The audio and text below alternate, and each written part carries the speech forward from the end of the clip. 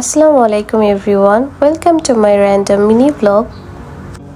আজকের ব্লগটা ভাঙা রেলওয়ে স্টেশন নিয়ে, যেখানে আমি, আমার খালামণি, বাবা, আমার আম্মু, আমরা 4 জন যাচ্ছিলাম। ভাঙাতে হচ্ছে আমার খালামণির বাসায়। তো খালামণির বাসায় যখনই এসেছি তখনই প্ল্যান করেছি রেলওয়ে স্টেশনে যাওয়ার জন্য। আনফর্চুনেটলি আমার কখনোই যাওয়ার সময় হয়ে ওঠেনি। তো এবার এসে প্ল্যান করেছি যে এবার রেলওয়ে স্টেশনটা আমি দেখতেই যাব, যেহেতু অনেক দিন হয়েছে এই রেলওয়ে স্টেশনটা হয়েছে। তো আমার যাওয়ার একটা ইচ্ছা কাজ করছিল বরাবরের মতোই। তো যেই কথা সেই কাজ, চলে এলাম ভাঙা রেলওয়ে স্টেশনে। রেলওয়ে স্টেশনে এসে দেখি এখানে বেশ মানুষজন ট্রেনের অপেক্ষা করছে, কারণ এই টাইমটা ছিল হচ্ছে ট্রেন আসার সময়। যার যার গন্তব্যস্থলে যাওয়ার জন্য মানুষ আগে থেকে টিকিট কেটে বসেছিল। আমিও সঙ্গে সময়সূচি দেখে নিলাম যে কখন কখন ঢাকায় যায় বা রাজশাহী যায় বা ফরিদপুর যায় ট্রেন। দেখার পর আমি একটু এদিক সেদিক ঘুরছিলাম, একটু ছোট ছোট ক্লিপ নিচ্ছিলাম, কারণ আমারও ভালোই লাগতেছিল ঘুরে।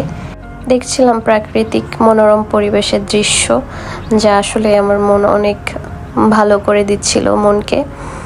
তারপর একটা ছোট্ট বক দেখলাম যেটা বাঁধা ছিল, দেখে আমি ছোট্ট একটা ক্লিপ নিলাম। এরপর সময়সূচিটার ক্লিপটা তখন আমি অ্যাড করে দিই। এরপর অবশ্য দেখলাম যে ট্রেন এসেছে, কিছু মানুষ উঠে গেল। তারপর অবশ্য স্টেশনটা ফাঁকা হয়ে গেছে একদম।